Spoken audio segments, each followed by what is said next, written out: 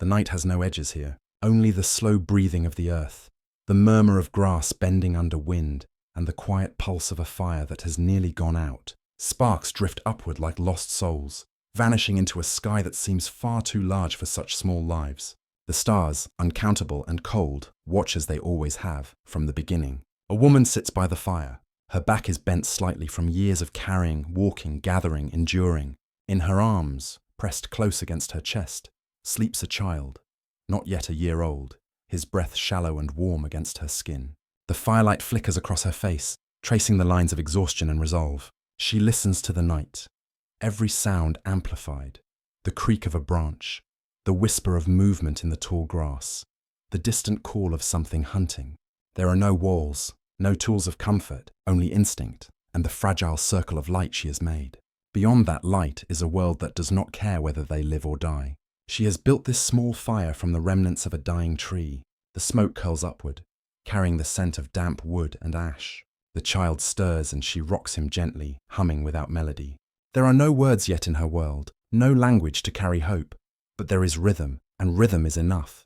It tells the child what cannot be spoken. You are safe, I am here. It is easy now to forget how unlikely that promise was, that any child could survive such a world. But everything we are, every thought, every breath, descends from that single act of defiance repeated endlessly across time. The refusal to surrender. A soft rustle breaks through the grass. Her head lifts. The hum stops. Her heart begins to race, not in panic, but in the quiet readiness that has kept her kind alive for thousands of generations. The fire is low. Its glow reaches only a few meters. Anything beyond that is swallowed by darkness. The sound fades, then returns. Her fingers tighten on a charred stick beside her. Half weapon, half comfort. The child whimpers. She whispers something soft, and the small sound of her voice is enough to steady her. The danger passes, for now. Above her, the Milky Way stretches like a river of crushed bone across the sky. She has never named it, never traced its patterns, but she knows it the way one knows the shape of one's own hand. It has guided her through seasons, told her when the rains will come, when the herds will move, when the berries will return. In that sky she sees both memory and warning. The stars tell her the truth of life. Everything moves, everything fades, everything begins again. She closes her eyes. The wind cools the sweat on her forehead. She listens.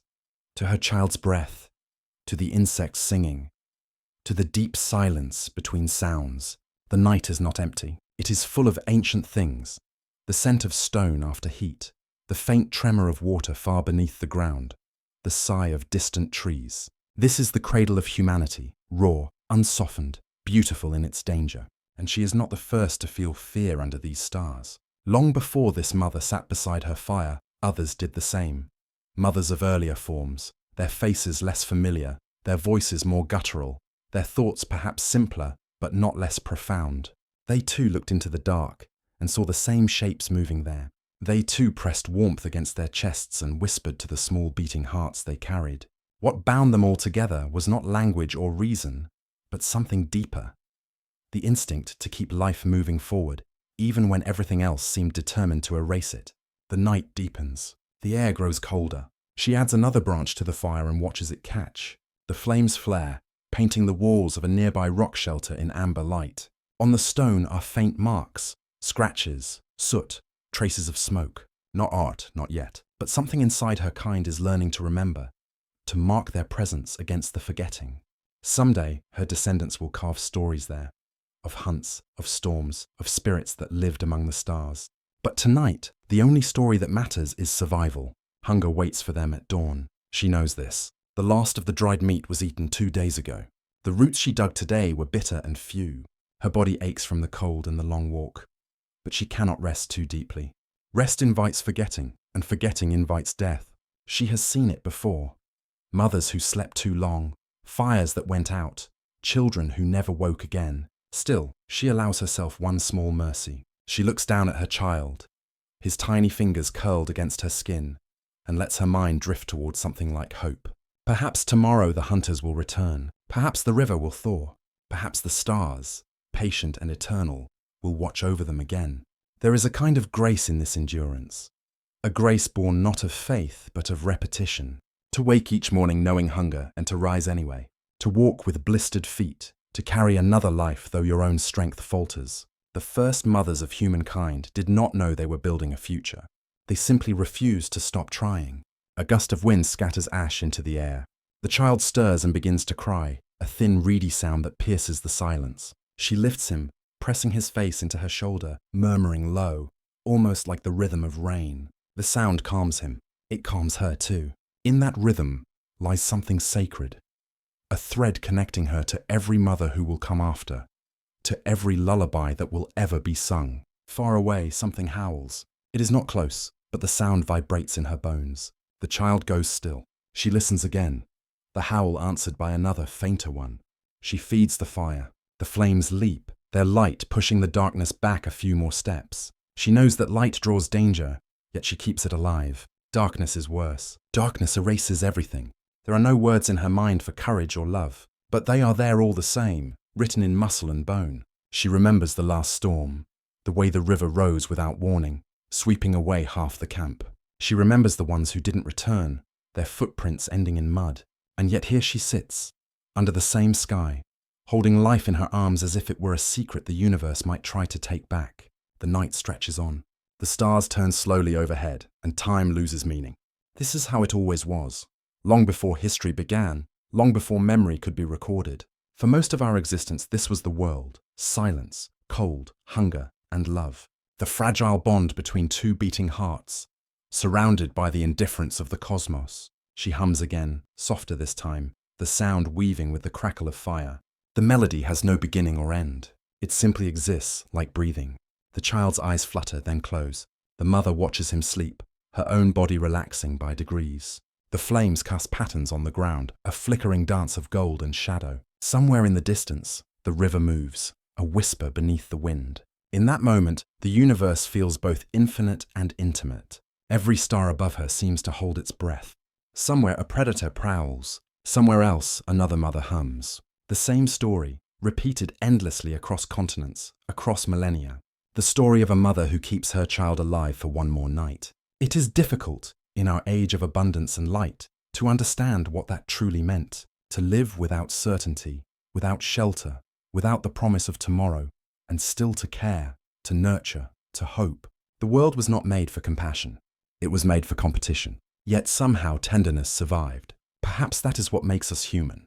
The fire begins to die again. She reaches for more wood, but there is little left. She feeds it carefully, rationing the fuel as she does her own strength. Her body trembles with exhaustion. Her mind drifts between vigilance and dream. In her dreams, she walks through a forest lit by strange stars. She hears laughter, voices, not of her tribe, but of others yet unborn. They are distant, but she feels their warmth. The dream feels real, as though time itself has bent to show her what her struggle will one day become. Cities, songs, and stories told beside electric fires in glass-walled rooms. She doesn't know these things, but her body remembers the future in the same way it remembers pain. The fire crackles again. The stars above her blur as her eyes grow heavy. The night is vast, but it is also a womb, dark, full of potential. Somewhere out there, new lives are being cradled by other hands, other fires. She is part of something greater than she will ever understand. The wind shifts, carrying the scent of rain. She leans her head back, watching the clouds move across the moon. The child sighs in his sleep. Her heart slows, and for a moment she forgets fear. The world is what it is, harsh, immense, yet filled with small mercies. Morning will come soon. The air will lighten and the fire will fade to ash. The struggle will begin again. To find food, to cross the valley, to keep the child warm through another night. She will rise as mothers always do. She will carry him until her arms can no longer bear it. And when she can't, someone else will. Another hand, another heart, continuing the chain that began here, beneath the stars. Every breath we take is borrowed from that persistence. Every heartbeat echoes theirs. We are the children of those who would not let the dark win. The mother looks once more toward the horizon. Somewhere beyond the trees, the first faint line of dawn begins to form. The world is still silent, holding its breath. She presses her lips to her child's forehead and closes her eyes. But before there were mothers, there had to be the first to learn what love meant and what it cost. Before the first stories were told, before the first fires burned, there were mothers. Not quite like the ones we know, but not entirely different either. They stood upright beneath a sky that still felt new, their faces broad and raw with the memory of what had come before. The world they walked through was young, but already full of danger. Jagged mountains steaming with volcanic breath, rivers swollen with meltwater from ice that had only just begun to retreat. The air shimmered with heat, carrying the scent of rain on dust, and in that vast, unpredictable landscape, something was changing. Somewhere between instinct and intention, the first mothers appeared. They were not yet human as we understand it. Perhaps Australopithecus afarensis, like the one we call Lucy, or a later species, stronger, more cunning, still learning what it meant to care beyond the moment. Their kind had carried young before, as all mammals did, but this was something new. The arms that cradled were not just for holding, they were for protecting, teaching, remembering. The bond was more than flesh, it was thought. Archaeologists have found traces of this awakening, scattered like breadcrumbs across time. In ancient sediments of East Africa, they found bones curled together, a female and a small one, likely her child. The skeletons are fragile, the face is gone, but the posture tells a story. Her arm bent, her ribs arched as if in a final embrace. To modernize, it looks like love, though perhaps it was only instinct. Yet somewhere in that gesture lies the seed of humanity, the willingness to die so another might live. When scientists like Sarah Blaffer-Hrdy studied these early forms of care, they saw something revolutionary. Motherhood, she wrote, was not just an accident of biology. It was the crucible in which empathy itself was forged. For a species to survive in such a world, it had to evolve more than strength. It had to evolve connection. The slow birth of tenderness was an adaptation as critical as the invention of fire. Imagine a dawn in the Pleistocene. The horizon glows with volcanic haze, and the air is thick with the scent of sulfur. A Homo erectus mother, lean, sinewed, her skin marked by sun and grit, hoists her child onto her hip and begins to walk. The plains are endless, punctuated by thorn trees and scattered herds of grazing antelope. In her mind, there is no word for tomorrow. There is only forward. The child clings tightly, his small hand gripping the rough hair on her shoulder. He does not cry. Even at this early stage, silence is survival. For millions of years, mothers like her carried the lineage of life on their backs. Each generation learned a little more, to choose better shelter, to share food, to stay close to water, to make fire. Every small discovery was bought with exhaustion and loss. And through it all, they learned to trust the feeling that rose in their chests when their children stirred. The ache of protectiveness that would, in time, become what we call love. In a cave in Spain, researchers found the remains of a Neanderthal woman and her infant, preserved beneath layers of sediment, side by side. Microscopic analysis of the child's teeth revealed traces of milk proteins, fossilized in enamel. The chemical signature told scientists the infant had been breastfed for nearly 2 years before being weaned. Evidence of sustained, deliberate care. This was not a creature of momentary instinct, but of planning, patience, and devotion. The Neanderthals, once dismissed as brutish, now appear in a different light. They tended their wounded, buried their dead, and kept fires burning even through glacial winters. In the quiet corners of their caves, soot marks and small handprints tell us that families lived and loved there. A mother's calloused fingers, leaving a print beside a child's. A message across 40,000 years. We were here. We endured. It is tempting to think that emotion was born suddenly, like a spark.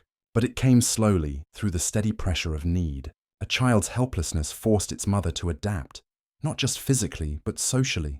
Human babies are born earlier and weaker than most mammals, their brains too large to finish developing in the womb. That vulnerability changed everything. It required constant touch, constant watchfulness. In time, it pulled other members of the group into the orbit of care. Sisters, grandmothers, even unrelated females. Hrdy calls this cooperative breeding, a revolution of compassion that made us human. And yet, beneath this tenderness lay a harsh truth. The margin between life and death was as thin as a leaf. A slip in judgment, a cold night, a failed hunt, any could erase the future. The mothers of the early Pleistocene knew this without understanding it. They measured success not in years, but in nights survived. In that calculus, even a single heartbeat more was victory. Somewhere on the African plain, a woman sits beside a pit fire, her face lit by the ember's glow. Her child sleeps against her thigh. The ground beneath her is hard and cracked. Above her, the stars shimmer through smoke. She feels hunger pressing in her belly, but she does not move. Her body has learned to give first, to take later. The rhythm of her breath becomes the rhythm of the child's. Their hearts beat in near-perfect time. This too is evolution, not of bone, but of bond. When Richard Wrangham studied the effects of fire on early hominins, he proposed something remarkable. That cooking changed not only our diet, but our hearts. Fire softened food, freed time, and gathered families together in the circle of its light. Around those flames, mothers could rest, feed, and nurture. Protection and intimacy became intertwined. The first shared meals became lessons in empathy, in trust. The mother's hand feeding the child mirrored the flame feeding the group. And so, out of necessity, tenderness became strategy. The emotional became adaptive. The child's survival depended on the mother's capacity for care. But her survival, too, began to depend on the group's recognition of that care. In tribes where cooperation flourished, more children lived. In those where isolation ruled, lineages ended. The heart, it turned out, was as much a tool of evolution as the hand axe. Still, we should not romanticize their world. For every fossilized pair found in embrace, countless others vanished into the dust. There were times when mothers had to abandon infants to famine or flood, when sickness took them before they could walk. Love, if that is the word, did not always conquer necessity, but even in loss, something persisted. A memory encoded not in stories, but in genes. A quiet instruction whispered down the generations. Protect them, even when it hurts. In that way, emotion itself became an inheritance. Imagine again the volcanic plain, the air trembling with heat, the earth scarred by recent eruption. A small group of Homo erectus move along the ridge, silhouetted against the rising sun. One woman carries her child in a sling of woven fibers. Another walks beside her, offering a share of water from a hollowed gourd. They do not speak as we do, but their gestures are rich with meaning. A touch on the shoulder means safety. A nod means gratitude. Theirs is a language of survival, spoken through action. Far below them, rivers of ash still glow. Life clings to the edges of desolation, as it always does. The mothers move forward because to stop would be to disappear. Somewhere in that endless march lies the story of all our beginnings. The fusion of instinct and affection that would one day build civilizations. Every fossil we uncover tells a fragment of that story. The grooves on a bone, the trace of soot in a hearth, the imprint of a small body beside a larger one. These are not artifacts, they are echoes of care. When scientists study them under microscopes, they are not just cataloguing relics. They are reading the first lullabies, the first unspoken prayers whispered to the night. So much of what we call love today, patience, empathy, the willingness to suffer for another, was carved into us here, in these uncertain dawns. It was not divine, it was survival. And yet, in surviving, it became sacred. The wind moves through the grass, bending it like waves. The sun rises higher, revealing the footprints of mothers and children fossilized in volcanic ash. The famous trackway at Laetoli, Tanzania. 3 individuals walking side by side through a field of fresh ash nearly 3.6 million years ago. One of the footprints is smaller, held between 2 larger ones. The pattern tells its own quiet truth. Someone held a child's hand as they walked. For a moment, deep time becomes intimate. You can almost see them. The careful pace, the protective reach, the shared journey through a dangerous world. Those steps still exist, pressed into stone, a testament to the continuity of care. From that path in ancient ash to the one walked by the Neanderthal mother in her cave, to the countless mothers who followed, the story remains the same. They carried the world forward, one fragile heartbeat at a time. And we, their descendants, still carry their reflexes, the tightening of the chest when a baby cries, the instinct to comfort even a stranger's child. These are not learned behaviors. They are ancient memories written in the code of our blood. Somewhere, perhaps even now, another mother holds her child beneath an open sky, listening for predators, waiting for dawn. She may not know it, but she stands in the long shadow of those who came before, those first mothers who turned fear into tenderness and instinct into love. They did not choose the world they were given, but they chose again and again to nurture within it. And because they did, the species endured. But survival was never simple. Even the smallest moment of warmth came at great cost. The wind rises before dawn. It moves across the frozen plain like an invisible tide, bending the dry grass, hissing through cracks in the stone. The night has been long, colder than the last, and the small fire at the center of the camp trembles under its breath. Sparks scatter into the dark, tiny embers fleeing upward toward the indifferent stars. A cluster of figures huddle close to the flames, Furs drawn tight, eyes half closed, the world around them is silent, except for the occasional snap of burning wood and the low moan of wind through bone scaffolding. A child whimpers, and a woman pulls him closer, wrapping his body in a skin still warm from the hunt. Her breath rises in slow clouds. She presses her palm against the child's back, feeling the faint heartbeat beneath layers of hide and ash. In this small gesture lies the whole secret of survival. The others are still asleep. The men dream in uneven rhythm, their faces buried in their arms, their bodies curled toward the fire. Another woman wakes, older, her hair matted with frost, and adds a handful of dried grass to the embers.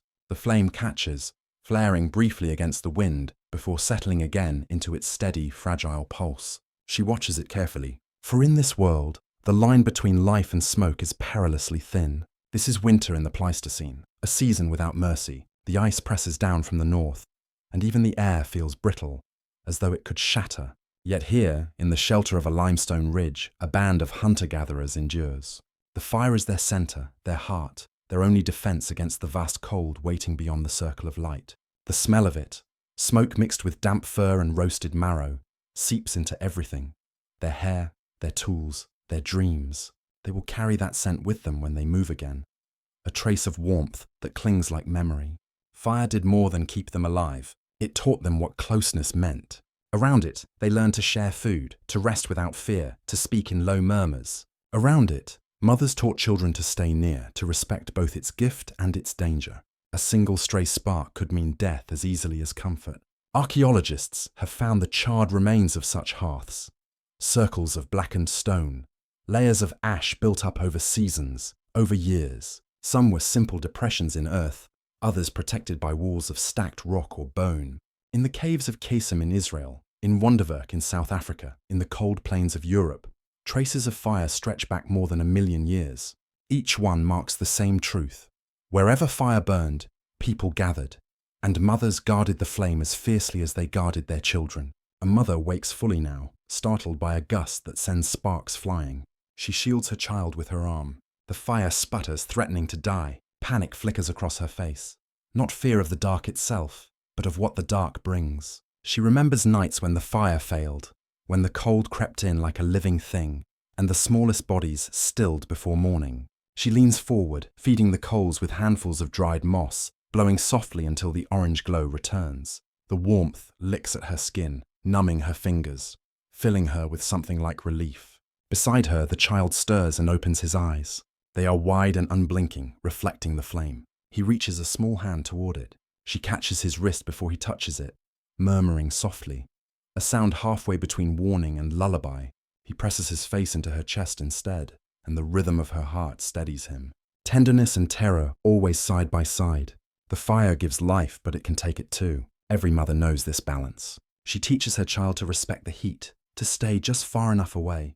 The lesson is learned through stories, through gestures, through the subtle choreography of generations. It is not written down, but passed through hands and eyes. The fire's light paints their faces gold and red. Smoke curls upward, carrying fragments of their breath into the dark. To an observer from another age, the scene would look eternal. The same postures, the same gaze, the same silent gratitude. But these small circles of warmth were revolutions. Before fire, night belonged to predators. After fire, it belonged to the human heart. As Richard Wrangham observed, the mastery of fire was more than a technological step. It was a social one. It transformed existence from a constant flight into a shared dwelling. It allowed mothers to cook food soft enough for infants, to keep them alive through weaning, to soothe fevers and fend off disease. Fire freed time, and time birthed tenderness. One can imagine the moment it first happened. A lightning strike igniting dry brush, flames leaping higher than any tree. Most fled as they always had. But one, perhaps a mother with a child on her hip, lingered. She saw in the fire not just danger, but possibility. She reached toward it with a branch, trembling, cautious, and carried it back to her shelter. That spark became the inheritance of every generation after. In the archaeological layers of Europe, scientists have found soot marks high on cave ceilings. Evidence that fires once burned for months, even years. The walls near these hearths are blackened, polished by the heat of countless nights. Mixed in with the ash are the bones of animals, the fragments of tools, the prints of small feet. These were not just camps, They were homes. The mothers kept the rhythm of those homes. At night, when hunters slept, they tended the flame. They stirred it back to life when it faltered, gathered kindling before dawn, and taught their children to feed it just enough to keep it breathing.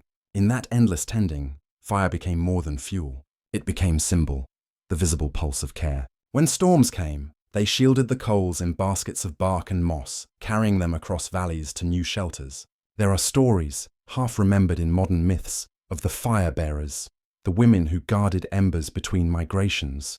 They were custodians of continuity, keeping life alight even when the wind howled and the world froze around them. Theirs was a burden without glory. No one painted their faces on cave walls. No songs were carved in their honor. But without them, there would have been no dawns worth singing of. In the flickering light, the small group begins to wake. The men stretch, their joints popping in the cold. One adds a stick to the fire. Another checks the stone spearheads drying near the coals. The older woman divides what remains of last night's meal. Charred roots, a strip of meat tough as leather. The youngest child, barely walking, toddles toward the flame, drawn by its glow. A mother's arm sweeps out, gathering him back with practiced ease. Outside the shelter, frost coats the grass in white crystals. The wind still cuts like stone, but the fire's heat pushes it back, just a little. The child coughs. The mother feels his skin, warm, not fevered. She wraps him tighter in fur and hums low, a sound that blends with the crackle of the wood. The hum has no words, but it has meaning. It says, "I am here. Stay close. The world will not take you tonight." And the world listens for a moment. Scientists studying early hearths have found layers of ash indicating long-term occupation, places where families returned season after season. These were sanctuaries in the wilderness. Some hearths show signs of rebuilding, suggesting that the memory of fire was preserved across generations. To come back to the same stones, to light them again, that was an act of remembrance, of belonging. Around those fires, stories began to take form. Shadows danced on cave walls, turning movement into myth. A mother might trace lines in the dirt for her child, showing where the rivers ran, where the herds would pass. In that light, imagination itself was born. And always, beneath the stories, the quiet knowledge. Warmth is fleeting. The cold waits just beyond the ring of flame. The balance must be tended every night anew. As the wind grows stronger, the fire gutters. The mother leans forward again, sheltering it with her hands. The flame trembles, then steadies. Her face glows, sweat beading despite the cold. She looks like the flame itself, fragile, fierce, unwilling to die. When anthropologists look back on this age, they find in the ashes not just the remains of fuel, but of devotion. Burned bones reveal meals shared. Cracked stones show where people sat shoulder to shoulder. The hearth was both boundary and bond, and for the mothers, it was reflection. The fire's flicker mirrored the rhythm of their own hearts, constant yet precarious, capable of warmth, of destruction, of renewal. To tend it was to tend life itself. Night after night, wind after wind, they kept it alive. Sometimes only a handful of coals remained, carried from camp to camp, breathing faintly in bark-lined baskets. Each ember a heartbeat, each spark a promise. When they moved again, south toward gentler valleys, or north toward the herds, they carried the fire in memory, in gesture, in ritual. The act of lighting flame became sacred. A small resurrection repeated endlessly. The fire was Mother's heart, fragile, fierce, and never still. And in that heart, humankind learned the rhythm of endurance. The sky begins to pale. Dawn creeps along the edge of the hills, painting the frost gold. The wind dies. The fire burns steadily now, crackling with renewed life. Around it, the small band prepares to move on. They pack hides, tie bundles, strap children to their backs. Before they leave, the eldest woman kneels and covers the remaining embers with ash, not to extinguish them, but to preserve their heat. They will burn again tonight in another place. The wind lifts once more, scattering the scent of smoke across the plain. It drifts upward, toward the waiting sky, a whisper of warmth in an endless cold. The child on his mother's back turns his head toward the faint glow of the buried fire. He does not understand it, but he will remember the feeling, the hum of warmth against his skin, the rhythm of safety. It will live in him as it lives in all of us. Generations later, when we sit before our own fires, electric, contained, civilized, we are still repeating her gesture, keeping the flame alive against the dark. Yet warmth alone could not save them. The real battle was against hunger. The river is silent now. Once it moved with a steady pulse, carrying meltwater from the mountains, feeding reeds and roots along its banks. Now it lies still, locked beneath a hard skin of ice, its voice muted by winter. The air hums faintly, a hollow sound that comes not from the wind, but from emptiness itself. The herds have moved south. The sky has been grey for weeks. Across the plains, the snow glitters with deceptive beauty, endless white that hides nothing living. The footprints that lead away from the camp are old, the ones that return are few. In a small hollow beneath a line of rocks, a woman kneels beside her child. The fire behind her is weak, the coals sinking into ash. She crushes the last of a root between two stones, bitter, fibrous, unripe, and mixes it with a handful of melted snow. The child watches silent, his lips cracked, his eyes wide with a hunger too deep for crying. She offers him the paste. He takes it, swallows slowly. The taste is earth and cold water, but he eats. When he is done, she licks the last smear from her palm, more for the salt of it than for nourishment. Then she pulls him close, tucking his small body beneath her cloak of hides. She listens to his heartbeat, faint but steady. This is the sound of the hunger months, the long season between survival and loss. Anthropologists have found their traces in bones, the growth lines of starvation, the thin layers of enamel on ancient teeth that show years when food ran short. Even in the distant past, hunger left its signature in the flesh. Yet these were not solitary struggles. The miracle of early humanity was not just endurance, but the way endurance was shared. In the shelter beside the fire, other figures move quietly. A young woman returns from the snow with a bundle of frozen grass and a single, half-gnawed bone. She gives it to the elder, who cracks it open with a stone and tips the splintered marrow into a bowl. They pass it from hand to hand, each taking a turn. A mouthful for the oldest, for the weakest, for the children. There are no complaints, no refusals. The rhythm of generosity has become as instinctive as breath. Sarah Blaffer Hrdy, in her studies of maternal behavior, describes this as the origin of human cooperation, the beginning of alloparenting. When one mother could not feed her child, another stepped in. When one woman fell ill, others carried her load. It was not a choice born of virtue, but of necessity.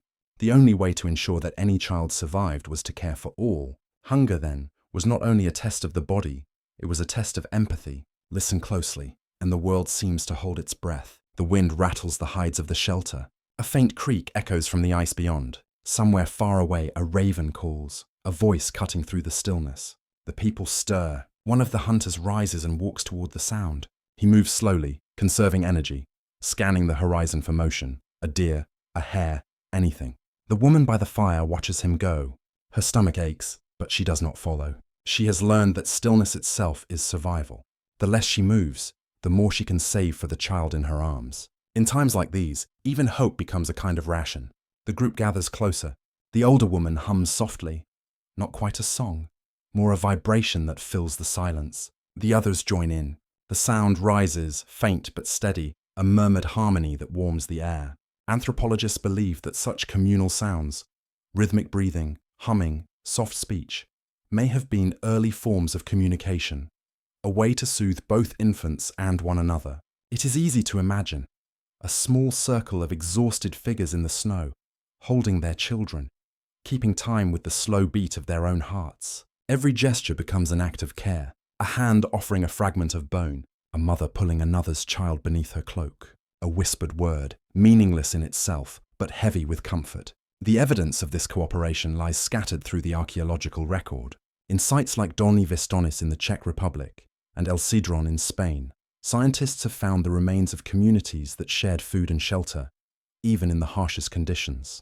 The distribution of animal bones, divided evenly between fires with no sign of hoarding, suggests that these early groups practiced a form of social equity long before laws or hierarchies existed.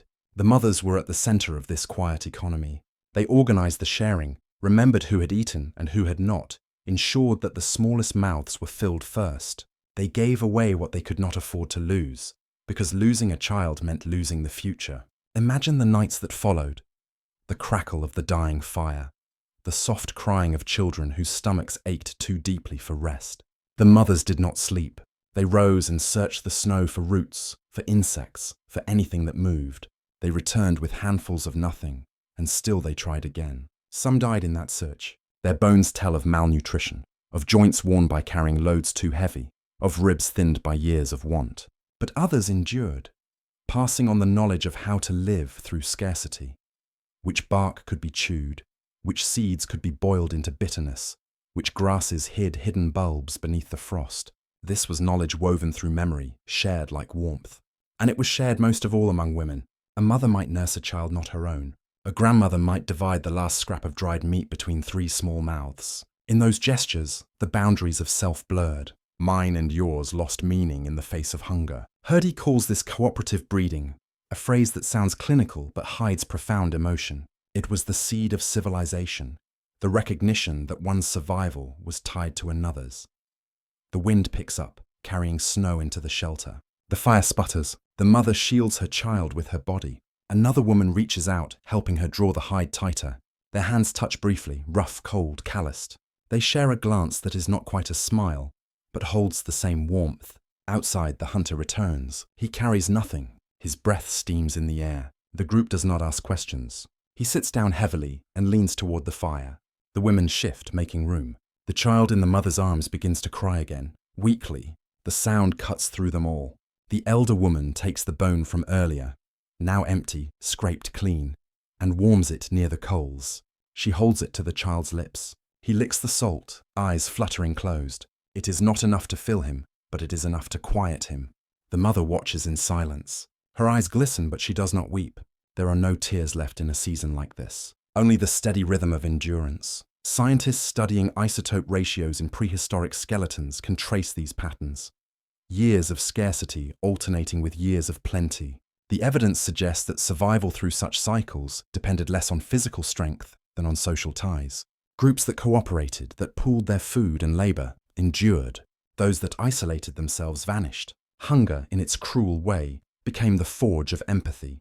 By the dim glow of the fire, a mother hums again. The others join, their voices low and steady. It is not a song of triumph or prayer, but of rhythm. A reminder that as long as sound exists, life continues. In this harmony, one can hear the faint echo of the future. The lullabies whispered thousands of years later, the hymns sung around harvest fires, the shared breath that defines humanity.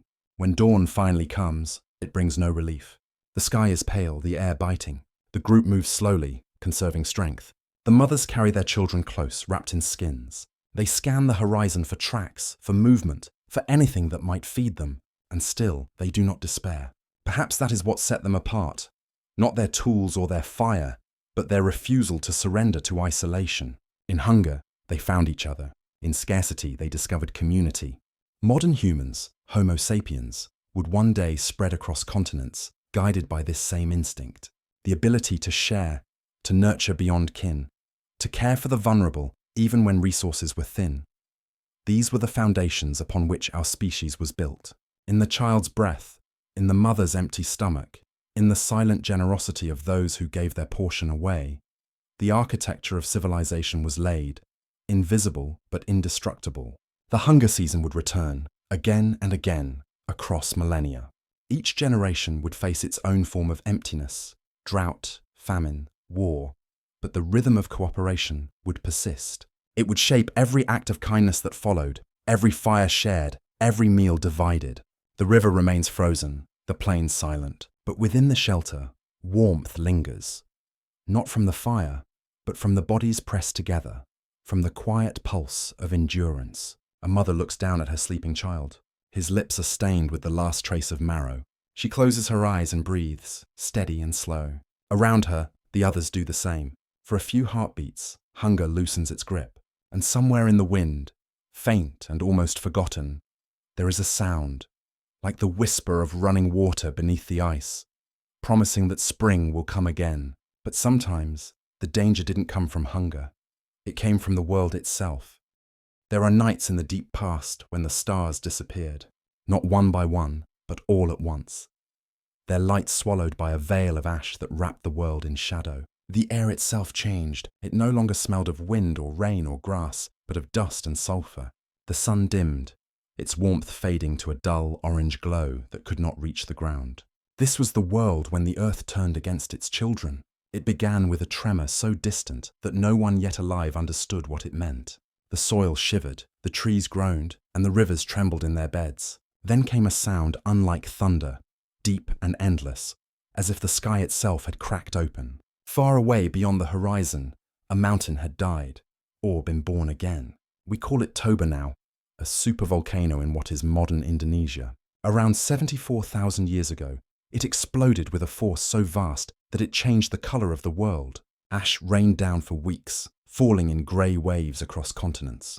It covered forests, filled valleys, and choked rivers until they no longer flowed. The sound would have reached even the far edges of Africa, carried by the trembling of the air. Imagine it.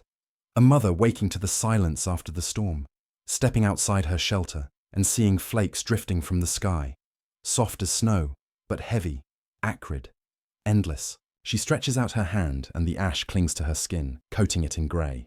The child behind her coughs, the small sound swallowed by the vast stillness. For the first time in human history, the danger came not from predator or hunger, but from the planet itself. The temperature dropped. The world dimmed. Crops and grasses withered. The great herds that had fed generations began to move, searching for ground that still held life. But the ash followed them, settling over the land like a burial shroud. Scientists studying the Toba eruption have found its fingerprints everywhere. In the glassy shards buried deep in Indian Ocean sediments, in the microscopic layers of volcanic dust trapped inside the ice of Greenland, genetic evidence hints at what followed, a bottleneck so severe that humanity nearly vanished. Some studies suggest that fewer than 10,000 people may have survived, scattered in small, isolated bands.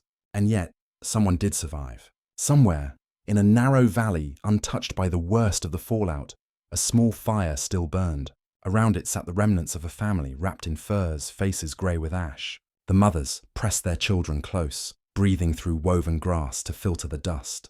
The air was cold enough to burn their lungs, and every cough felt like breaking glass. The world they had known, the green plains, the blue sky, the steady rhythm of seasons, had become unrecognizable. Days passed in twilight. Nights were absolute, and still they endured. Ash muffled every sound, softening even the cries of the children. It fell into their hair, their food, their water. The rivers turned the color of smoke. The horizon disappeared. When they looked up, they saw only a low, churning haze where the sky had been. To a mother in that moment, the world must have seemed to end not with fire, but with silence. The instinct to flee was useless. There was nowhere to go. And so they adapted. They learned to listen for new signs of life. The faint drip of water beneath the ash, the glint of something green struggling through the grey. They dug for roots buried deep enough to escape the suffocation, hunted smaller prey that could still find shelter in burrows. The youngest children would never remember the colour of sunlight. It is a strange thing to imagine. Humanity reduced to a handful of families, scattered like sparks in an endless storm. Each one a fragile fire carried forward through the dark. Each one a thread in the fabric of all who would follow. Geneticists call this a bottleneck, but for the people who lived it, it was simply winter without end. The mothers did not know they were preserving a species. They only knew they had to keep their children breathing until the light returned. Volcanic winter lasted for years, perhaps decades. Across Africa and Asia, ecosystems collapsed. Rain patterns shifted. Deserts spread. Ice advanced from the poles, crawling slowly down mountain slopes. To the people who lived through it, time itself must have felt frozen. Yet even in this devastation, life found refuge. Modern research suggests that small, micro-refuges, places where rain still fell, where warmth lingered, became sanctuaries. Coastal regions, caves near rivers, volcanic springs. In these oases, pockets of green survived beneath the ash. It was there, perhaps, that the mothers gathered, forming new tribes, sharing what little remained. The imagery is haunting. Women kneeling by blackened pools, washing the dust from their children's faces, whispering stories of the world as it had been.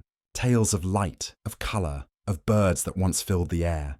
To speak those words was to remember that hope had not died, only slept beneath the ash. Archaeological evidence hints at these moments of endurance. In South Africa's Pinnacle Point caves, scientists have found traces of shellfish meals dating to around the time of the Toba eruption, proof that some communities turned to the sea when the land failed. These coastal dwellers may have been among the ancestors of modern humans, clinging to survival along narrow bands of shore where the ocean still offered life. The mothers there must have watched the horizon daily, wondering if the sun would ever rise bright again. There are fossils too, of soot-filled lungs and layers of volcanic glass embedded in ancient soil. They tell of hardship beyond comprehension, yet beside them there are tools.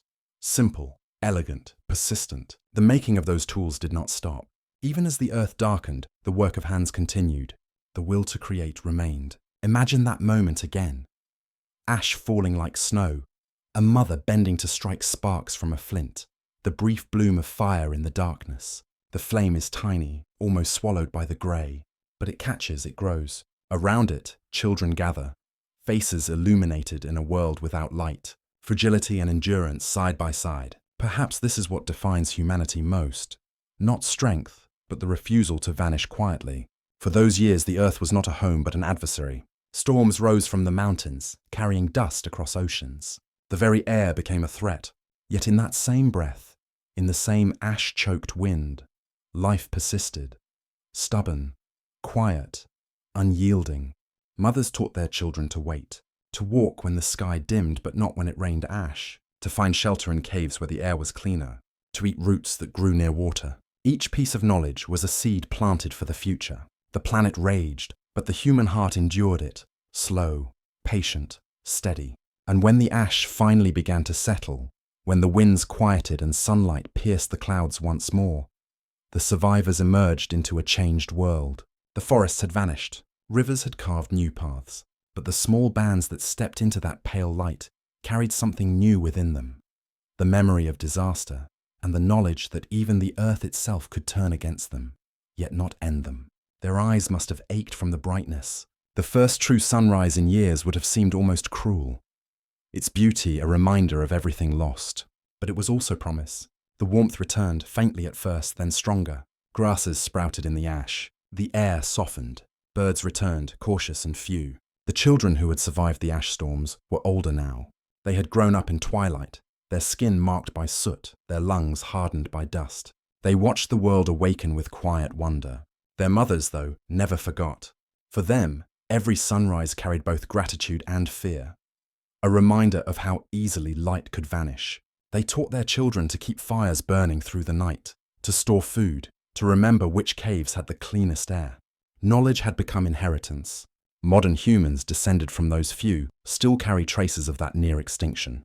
Geneticists find it in the patterns of our DNA, the narrow diversity that speaks of how close we came to oblivion. Each of us is the echo of one of those surviving fires, the child of a mother who breathed through ash. When the earth turned against them, humanity learned its most enduring lesson, that the world can change without warning, but the heart can change with it. And even now, when volcanoes sleep and skies are blue, that knowledge remains in us. It lives in the fear we feel when the ground trembles, in the awe when the horizon darkens, in the instinct to gather our children close when storms begin. Because once, long ago, the world ended, and we learned how to keep going. The night falls again over the ancient plain. The stars return, faint but visible now. A mother sits by her fire, her child asleep against her shoulder. The air smells of new grass, not ash. She looks up, and for the first time in years, sees the constellations again. The wind passes softly over her, carrying the faint scent of smoke and earth. The planet has forgiven nothing, but it has allowed her to live. And in the hush between breaths, she closes her eyes and listens, not to fear, but to the quiet rhythm of survival. And even when the skies cleared, another danger waited in the shadows. The nights were never quiet, even after the skies cleared and the ash drifted away. A different kind of darkness crept close, one that breathed, stalked, and waited. In the silence between heartbeats it listened, and every mother who lived in those shadowed centuries knew what that meant. She could smell it before she saw it. The musk of fur and blood, the faint rustle of grass bent under a padded step. Somewhere out there, beyond the flicker of the campfire, eyes were watching. They glowed in pairs, low to the ground, patient. The hunters in the dark had returned. Long before cities and walls, before dogs learned to sleep beside our fires, there was no such thing as safety. The world belonged to predators. The first humans walked through a landscape ruled by saber-toothed cats, giant hyenas, and packs of wild dogs the size of wolves. Even birds of prey were larger then, silent wings sweeping over grasslands where children played too far from camp. Every shadow could move. Every noise might be teeth. For mothers, the night was an unending test of instinct. Their arms were not stronger than a cat's jaws, but their minds were faster. Their fear became their gift, shaping the habits, the vigilance, the intelligence that would one day define what it meant to be human. Some of the oldest evidence we have of this ancient tension lies not in bones, but in where those bones were found. Archaeologists have discovered clusters of stone flakes and hearths tucked into cliffside hollows or deep cave mouths, places with only one entrance, easily defended. Families didn't choose them for comfort. They chose them for control.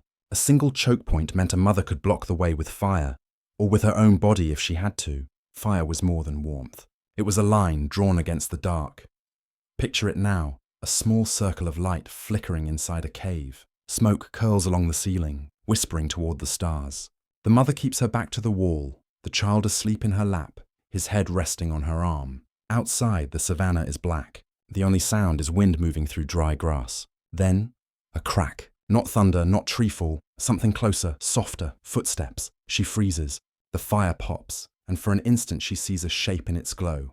Low, muscular, gliding through the edge of light. Two eyes catch the flame and vanish again. Her heart stumbles. She reaches for the stone near her knee, smooth and cold. Another sound, breathing. The cave mouth feels too wide now.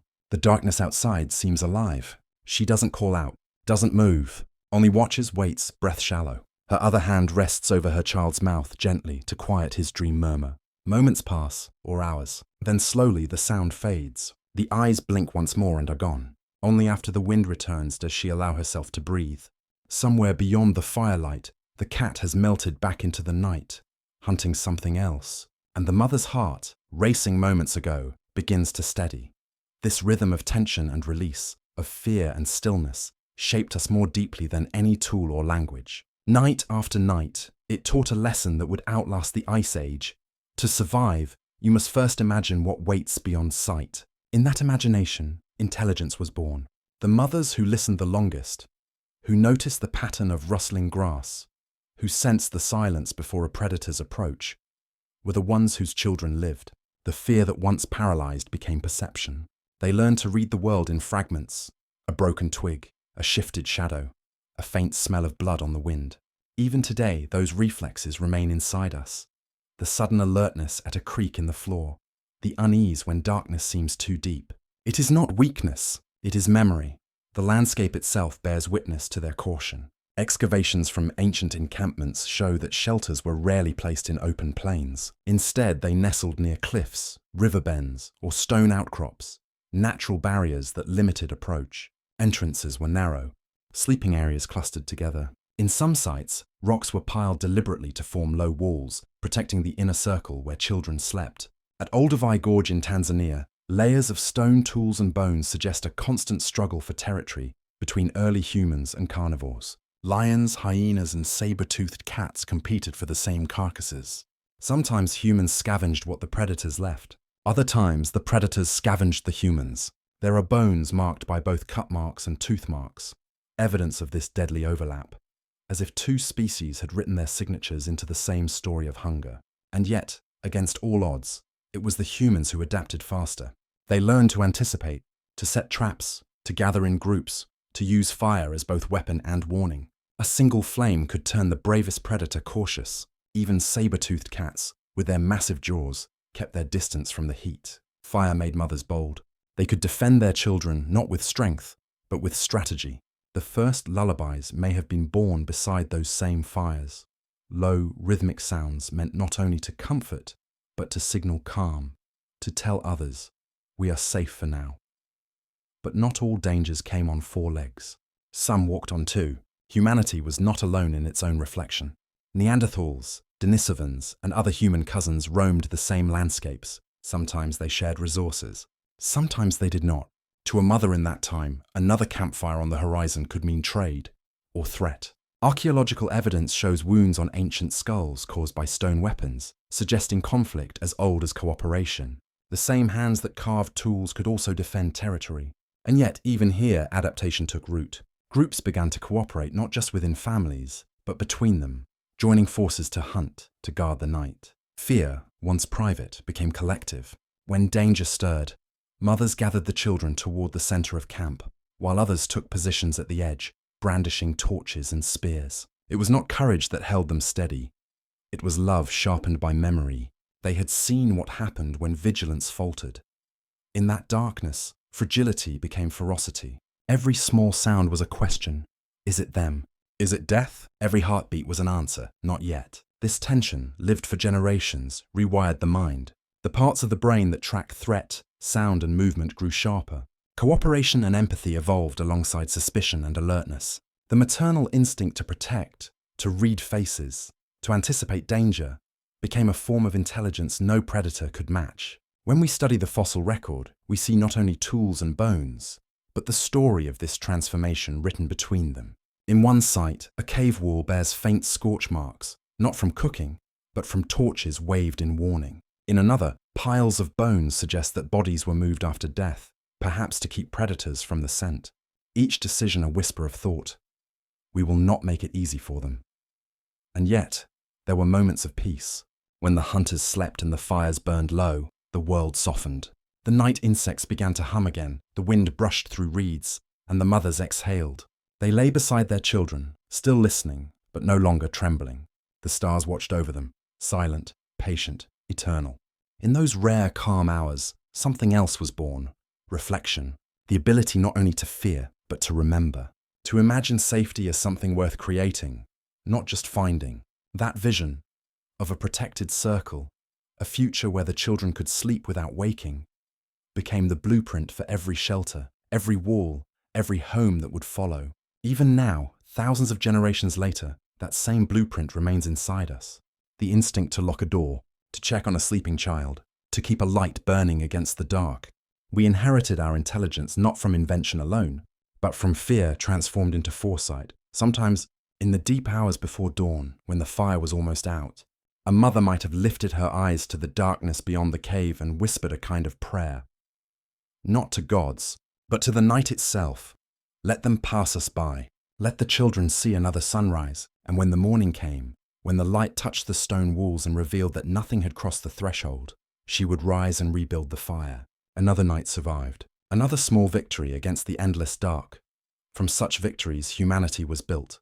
Each act of defense, each heartbeat spent listening, was a step toward a new kind of power. The power to plan, to hope, to teach. Out of fear came vigilance. Out of vigilance, knowledge. Out of knowledge, civilization. And it all began with a mother who refused to close her eyes. Outside the cave, the wind stirs again. The grasses ripple like the surface of the sea. Somewhere far away, a predator growls, but it does not come closer. The scent of smoke is enough. The fire still burns. The child stirs in his sleep, dreaming of light, not claws.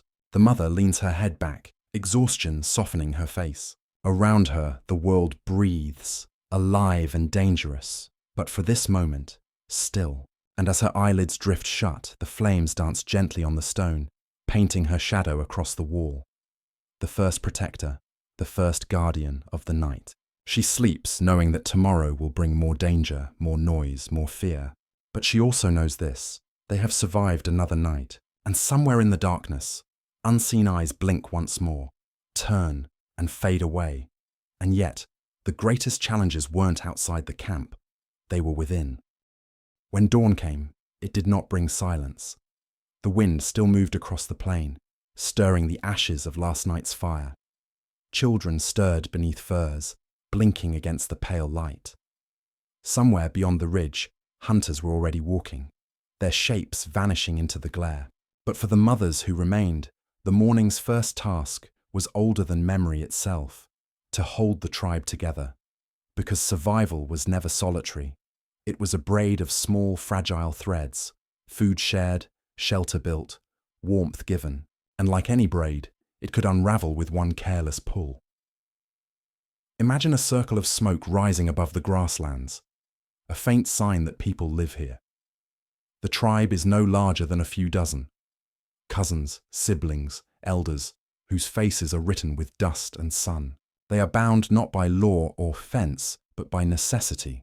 If one fails, all risk failing.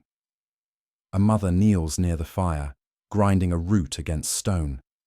Her hands are quick, her thoughts elsewhere. The night had been tense. The hunters had returned, with less than expected, and whispers had passed between them. Who took more meat? Who ate first? Whose child cried too loudly and kept the camp awake? Such murmurs were dangerous. In a world where every belly mattered, resentment could spread like sparks on dry grass. The mother glances across the fire at another woman, older, her hair threaded with grey. They share a brief look, not quite friendship, not quite suspicion. They have carried each other's children before, shared scraps in lean seasons. But trust is never fixed. It must be rebuilt every morning, like the fire itself.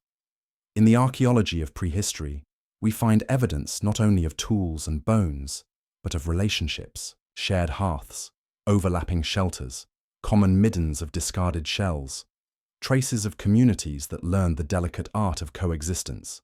The anthropologist Sarah Blaffer-Hrdy, who studied the roots of maternal cooperation, wrote that humanity's greatest innovation was not the spear or the flame, it was shared care. Alloparenting, she called it, the practice of mothers relying on others to nurture, watch, and teach their children. Without it, she argued, we would never have become human at all. Among the Hadza of Tanzania and the San of the Kalahari, we still see echoes of this ancient rhythm. When a mother forages, she leaves her child in the circle of the camp, where other women, even those not related by blood, will comfort and feed it. The tribe breathes as one body, every heartbeat connected to the next. But this unity was fragile, a missed promise, a withheld portion, a careless word, and the whole weave could loosen. One can almost hear the conversations that once passed around those fires. Who will watch the children while the others hunt? Who is too weak to travel when the herds move? Whose sickness might slow them all? These were not choices made from cruelty, but from fear. Every mouth added risk. Every hand offered hope. To belong meant to survive. To be cast out meant death. And so, mothers learned to read not only the language of the wind and sky, but the language of faces, the tightening of a jaw, the glance that lasted a heartbeat too long. They became interpreters of emotion, peacekeepers of the fragile tribe. It is said that empathy may have been our species' earliest survival tool. In the flicker of a gaze, they could sense anger building, comfort before conflict. In doing so, they built something larger than fire, community. There are sites where archaeologists have found evidence of care that went beyond necessity. A skeleton of a child with a spinal deformity, who lived years beyond what survival should have allowed. Someone fed and carried that child daily, even knowing it slowed the group. That tenderness was not efficient, but it was human. There are also darker signs, shallow graves without ceremony, bones scattered away from the hearth, perhaps exile, perhaps fear. Not every tribe endured its fractures. The social bond was both salvation and weapon. When jealousy bloomed, over food, over mates, over favor, it could tear through generations. A mother's ally today could be her rival tomorrow. Even now, in our quiet cities, echoes of that tension remain. The longing to belong, the dread of rejection, the ache when trust falters. In the evening, when the hunters return, the tribe gathers again around the fire. Meat sizzles, smoke thickens, laughter rises, thin, uncertain. The children chase each other through the dust, their shadows stretching long. For a few hours, unity holds. The rhythm of chewing, the murmur of stories, the sighs of full stomachs weave together into something almost sacred. In those moments, bonds are reforged, through shared warmth, through memory. One woman hums softly while feeding her child. Another joins, then another. The tune passes like wind through grass, no words, only sound. The tribe breathes in time to it. This is what kept them alive through the centuries. Not strength alone, but the quiet music of belonging. And yet, under that harmony, lies tension. There is the mother whose son fell ill last winter, still weak. She sees another child eat first and feels bitterness twist in her gut. There is the young hunter, proud and reckless, who resents the elder's caution. There is the grandmother, who remembers a betrayal long past, food withheld, a name spoken with contempt. The campfire hides none of it. It glows over faces turned away, over silences that last too long. But the next morning, they will still rise together. They will pack the same tools, follow the same herds, tell the same stories. Because there is no survival without one another. And so, each day is an act of choosing, to trust again, to forgive, to share. The anthropologist Richard Wrangham once wrote that humanity's success came not from strength or weaponry, but from the taming of aggression. In his view, the very process of becoming social, of living together without tearing each other apart, required a kind of emotional discipline. Mothers were at the center of that transformation. They were mediators and teachers, calming disputes before they burned too hot. Their patience set the rhythm of peace. Among the Hadza, disputes are still resolved not by punishment, but by distance. When tempers flare, the group simply disperses for a time, letting anger cool. Then, slowly, they drift back, drawn by hunger, by laughter, by the need for others. The bond is tested, stretched, but rarely broken. It was the same in prehistory. Unity was elastic, not absolute. It bent in the wind and survived. Picture the tribe by moonlight. Fires dimmed, children asleep, embers breathing red. Around the circle, mothers sit quietly, hands busy with small repairs, twisting cordage, scraping hides, checking the night for movement. Their faces catch the faint glow, tired and resolute. They think of their children, of the long trek ahead, of the uncertainty of the next hunt. They think also of one another, of the friend who shared a root in hunger, of the cousin who turned away. The silence between them is heavy, but it is not empty. It is filled with memory, with the invisible weight of everything they have done to keep this small world together. For in truth, every tribe was a story, told not in words, but in gestures. A bowl passed, a glance forgiven, a hand held through fear. Even now, in modern life, that same story continues. Our communities may be wider, our shelters taller, but the need is unchanged. We still crave the circle, the reassurance that someone will watch the fire when we sleep. We still fear exile, still ache when trust is lost. The prehistoric campfire has become the glow of a window, the hum of a neighborhood, the whisper of connection across distance, and at the heart of it all, the same question burns. Who will keep us safe when the night returns? That question built tribes, families, nations. It taught us compassion and cruelty in equal measure. It made us human. The wind rises again across the grasslands. The fire flutters low. Around it, the tribe drifts towards sleep, some murmuring, some silent.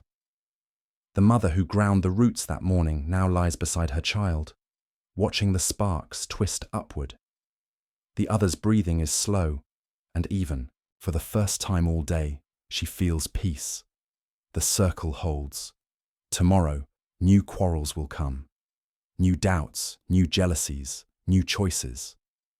But for tonight, they are one, a fragile, flickering unity beneath the same indifferent stars. And perhaps that is enough. And through it all they sang, because memory too was a kind of shelter. Before words, there was rhythm. Before stories, there was breath. And before language shaped the mind, the body already knew the music of survival. Somewhere in the long night of prehistory, when the fire burned low and the wind hissed through grass, a mother held her child close. She could not reason with it, could not explain away the hunger, the cold, or the fear. All she had was her voice, not speech, but sound, a hum, low and steady. It vibrated through her chest, a pulse of warmth against the infant's skin. Slowly, the small body softened, the cry faded, the breath deepened, the rhythm continued. Not melody, not meaning, just tone and heartbeat. And thus, the first song was born. Scientists who study the deep origins of communication believe that music came before language. In those earliest ages, humans spoke not in words but in gestures and tones. Sighs, murmurs, hums. The anthropologist Stephen Mithun called it the stage of pre-speech. Holistic, multimodal, manipulative, musical, and mimetic.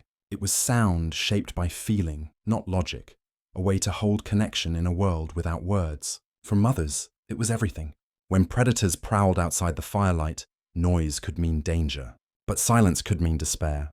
The hum was a compromise, quiet enough to hide, strong enough to comfort. It was the first language of safety. Even today, scientists can trace how this primal sound still speaks to the brain. When an infant hears a soft rhythmic voice, the vagus nerve, the great thread connecting brain and body, slows the heart. The muscles unclench. Breathing synchronizes with the speaker's breath. The entire body listens. It is an ancient duet between two nervous systems, mother and child. Entrained by vibration, tuned by care. Picture the scene in the dim glow of embers, a camp hollowed against the wind, the faint shimmer of ash spiraling upward. The tribe sleeps in a scattered circle, but at its center, a small voice stirs. The infant cries, not loud but piercing in the silence. The mother moves before thought. She draws the child to her, wrapping furs tight, rocking gently.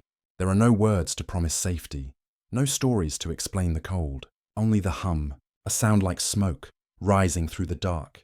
Around her, others begin to stir. A whisper here, a sigh there. One woman joins her hum, low and resonant. Another answers with a faint echo, almost without realizing. Soon, the wind carries a strange harmony through the camp, half human, half world. The rhythm is simple, yet it binds them. When the child finally sleeps, the hum lingers, a ghost of comfort floating above the embers. It will fade by dawn, but the memory will stay. The pattern of calm has etched itself into the child's growing brain. This is safety, it says. This is love. Modern neuroscience has confirmed what those mothers already knew. Sound is touch at a distance. Vibrations of air can soothe, warn, or connect.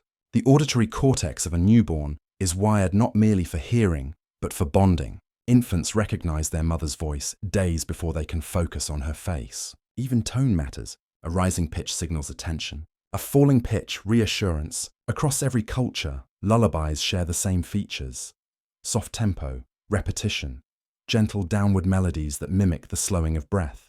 The lullaby is the sound of calm itself. And so, before we learned to speak of love, we sang it.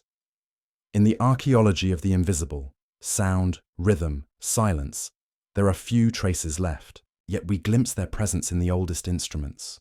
Flutes carved from bird bone, hollowed mammoth ivory polished by hands that knew how to coax sound from stillness. Some date back over 40,000 years. But even before the first flute, there was the voice. Unrecorded, unremembered, yet more enduring than the stone. The voice carried memory, emotion, instruction. It carried presence. Imagine those early humans in the vast plains, surrounded by wind and distance. To hum was to declare, "We are still here." It was a bridge across loneliness. Perhaps the first singers didn't aim to make music. They simply wanted to be heard by someone who mattered. When a mother hummed to her child, she was not merely calming it. She was shaping its mind. Each repetition, each pulse of tone and breath, strengthened neural pathways for emotion and pattern recognition.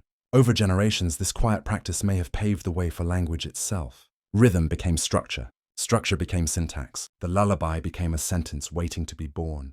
Scholars like Dean Falk have suggested that motherese, the exaggerated, melodic way adults naturally speak to infants, was the seed of human speech. Its purpose was not to inform, but to connect, to keep fragile creatures calm long enough to survive. From such tenderness came the power to tell stories, to plan, to dream.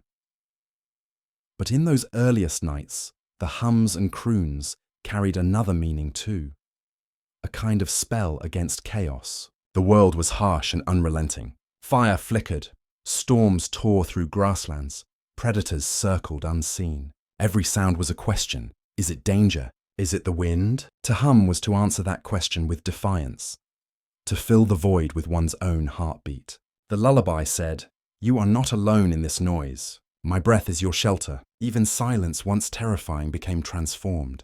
Between notes there was calm, a shared stillness. The music was not just in sound, but in what surrounded it. Pauses deep enough for trust to grow.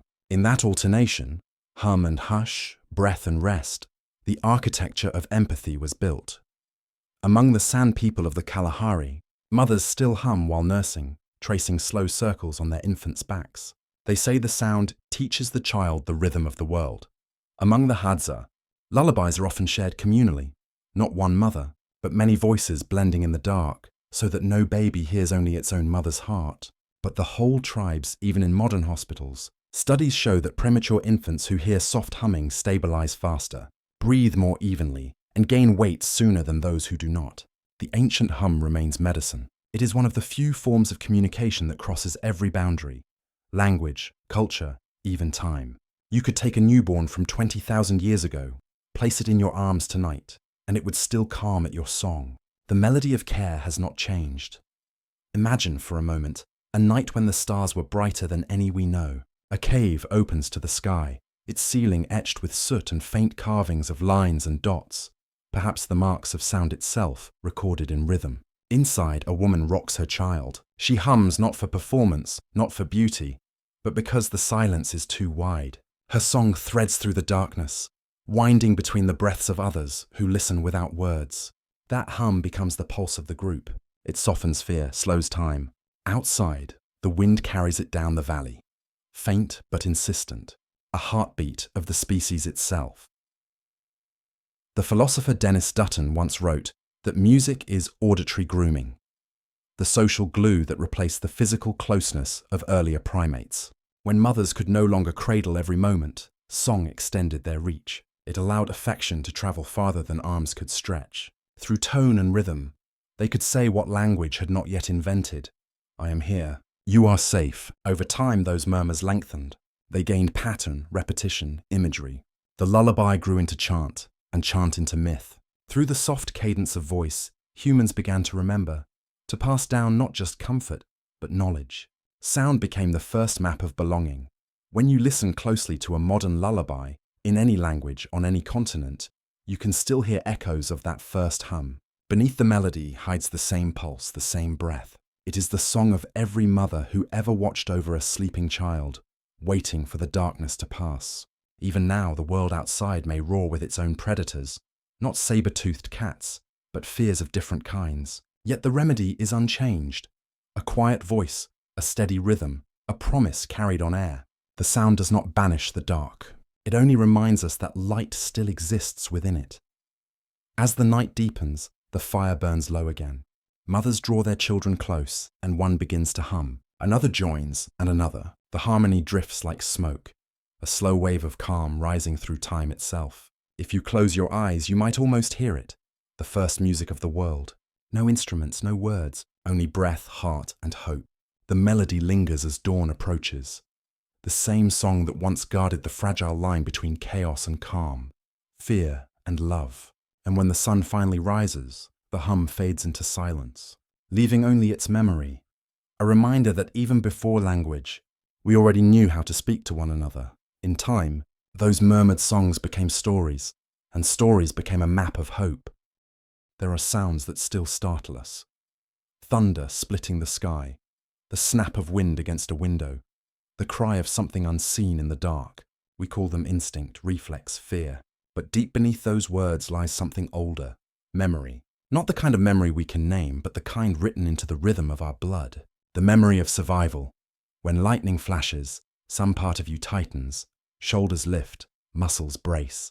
It happens before thought, before choice. Somewhere inside, your body remembers nights when the world itself could kill without warning. When storms tore through fragile shelters of skin and bone, and only those who hid fast enough lived to hum their children quiet again.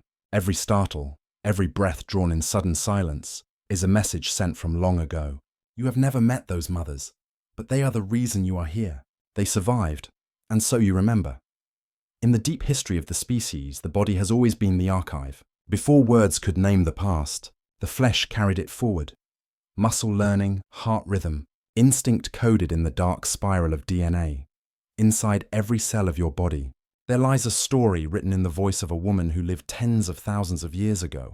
Her name is unknown, but science calls her mitochondrial Eve. Not the first woman, not the only one, but the one whose line endured unbroken. Through her, and through the mothers that came before and after, a single unbroken thread stretches from the first cradle of fire to this moment. Every breath you take is powered by mitochondria, tiny engines passed only from mother to child, generation after generation, without interruption. Each spark of energy in your body is, quite literally, the same inheritance that once kept a prehistoric child warm in the dark. Imagine them, the countless unnamed women who came before you. They walked across frozen plains, through forests that no longer exist, across coasts swallowed by rising seas. They carried infants on hips and hope in their arms.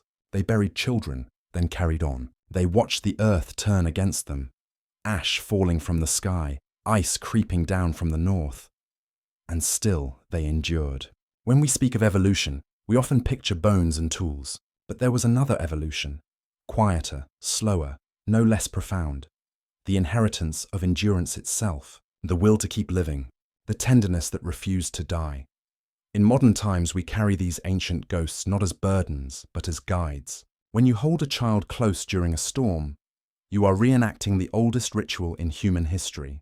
When you whisper reassurance in the dark, your voice carries the same cadence as those who once hummed by the fire. The gesture is universal because it was perfected in necessity. Comfort was survival.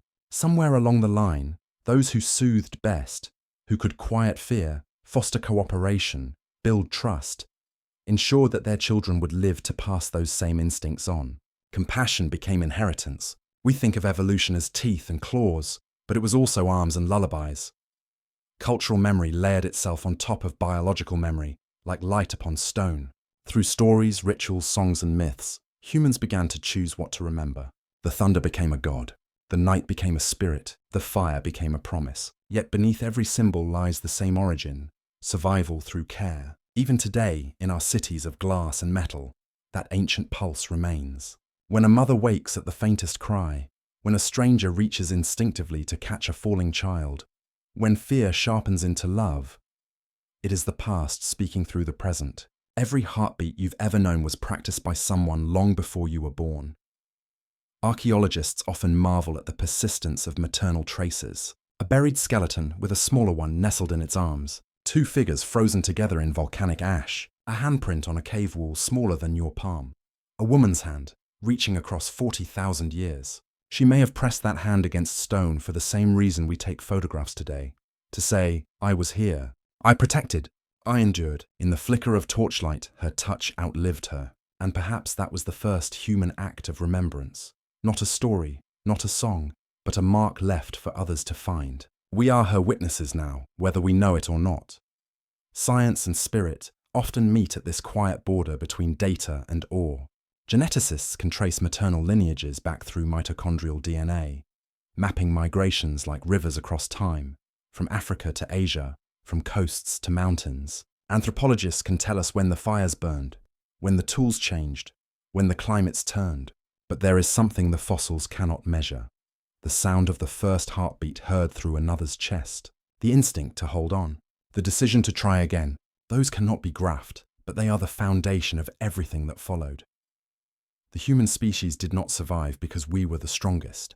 We survived because we remembered how to care. Memory, in its purest form, is an act of love repeated until it becomes instinct. The mothers of prehistory didn't just protect their children.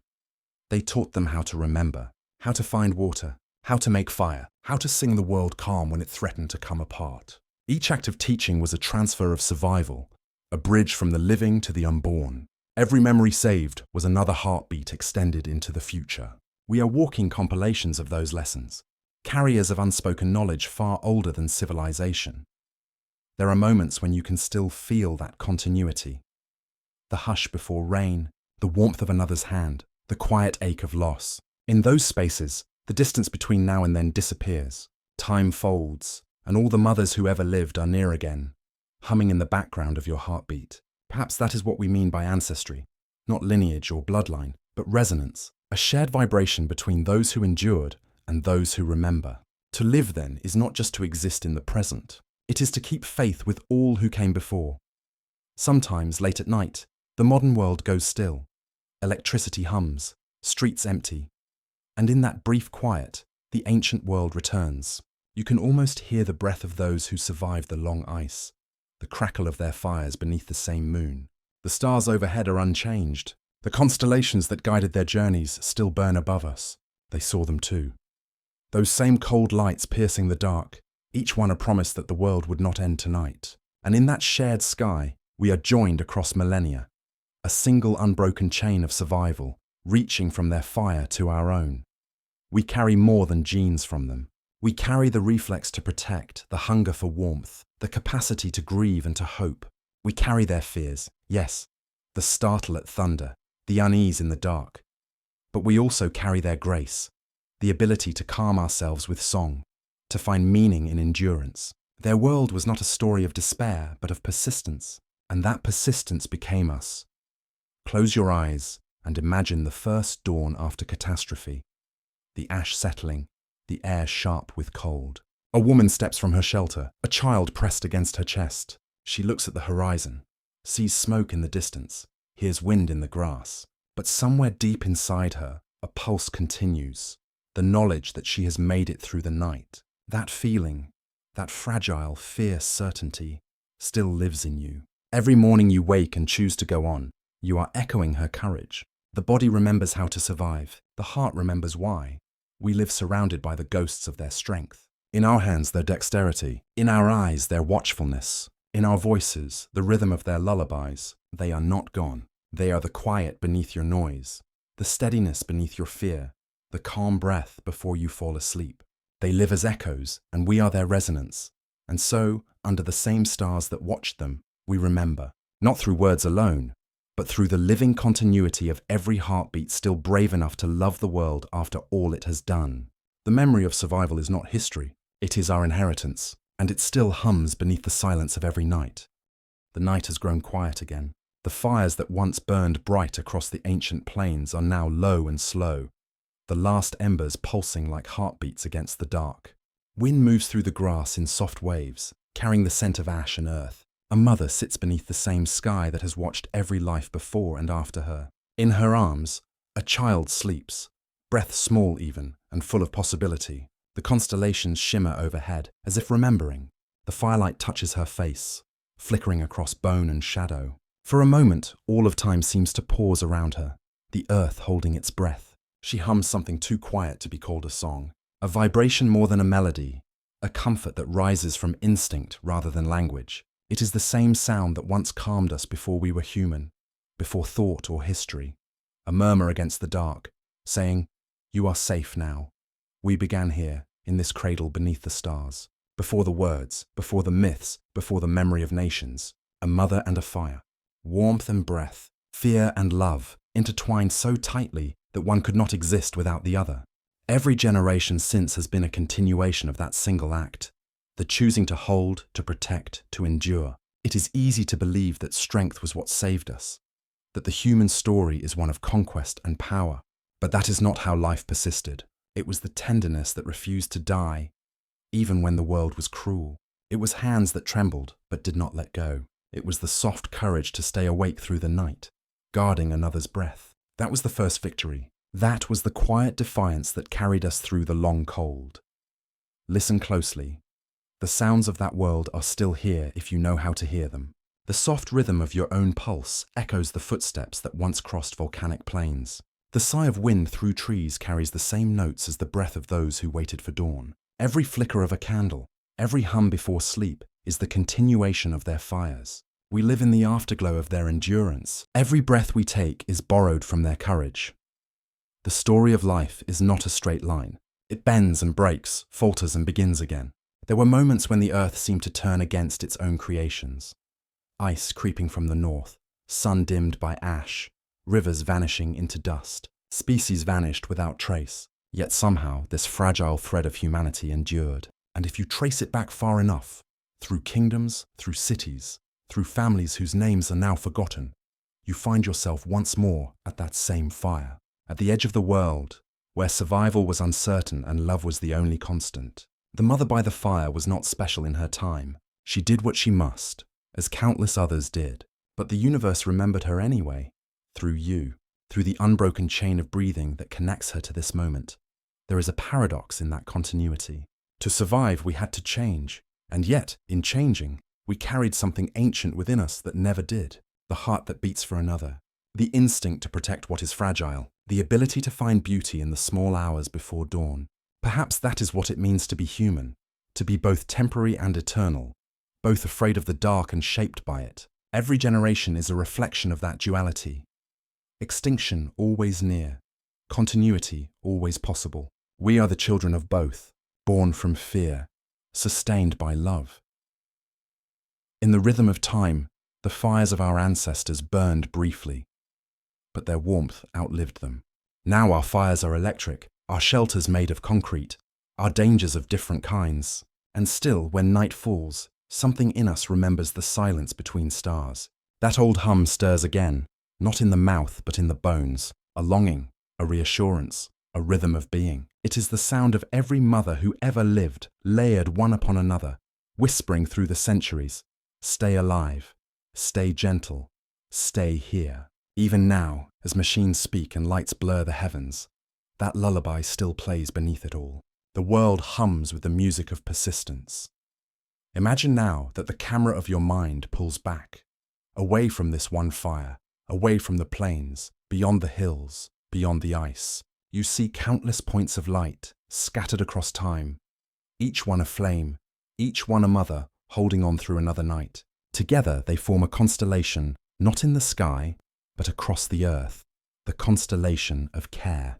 This is humanity's true map, not drawn in borders or bloodlines, but in the small acts of endurance that refuse to end. Even as the world shifted and civilizations rose and fell, that same gesture repeated itself. A hand smoothing a brow, a voice softening in comfort, a lullaby hummed against fear. The repetition of that tenderness shaped the species more surely than any weapon. It made us not just survivors, but storytellers. And so the stories began, the ones whispered before sleep, beneath canopies of stars and ceilings of wood alike. Stories that taught us what mattered, that life continues through care, that courage and love are not opposites, but reflections. Every myth of rebirth, every tale of hope after darkness is an echo of the same truth. Even our gods, perhaps, are shaped in the image of that first mother. Patient, watching, willing to forgive the chaos of the world if only her children will live. When we dream, we return to her, to that night without words, to the warmth of her hum. Our dreams are not inventions, they are rememberings. The fire is almost gone now. The logs have turned to coals, red, deepening to grey. The child stirs, sighs and settles again, trusting that warmth will remain just long enough for morning to come. Above them, the stars shift with the turning of the earth. Their light has travelled for millennia to touch this moment, the same light that once touched the faces of those who came before. For a while there is no difference between past and present, between their night and ours, just the shared stillness of endurance. Dawn begins quietly, a faint silver along the horizon, the softest breath of colour.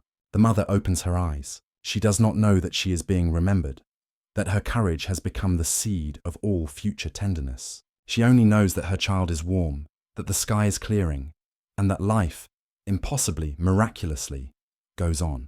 The first bird stirs in the branches. Somewhere water begins to thaw and move. The world once more decides not to end, and as the first light touches her face, the fire gives one last flicker, a single ember glowing like a star fallen to earth. It fades slowly, not extinguished, but absorbed by the coming day. The child breathes softly in her arms. That small, steady rhythm becomes the heartbeat of everything that follows, the pulse of generations, the music of the species. In that sound, you can hear all of it, the hunger and the storms, the fear and the fire, the songs before language, the memory of survival. It is the lullaby of time itself. Close your eyes now. The story does not end. It simply sleeps. The fire will burn again in another night, under another sky, in another form. And though the faces change, the hum remains the same. A whisper through the dark, a breath across the ages, a promise that even when all else fades, love will find a way to endure. The stars still watch. The world still breathes, and somewhere, beneath them both, another mother hums her child to sleep. The ember glows one last time, then fades gently into dawn.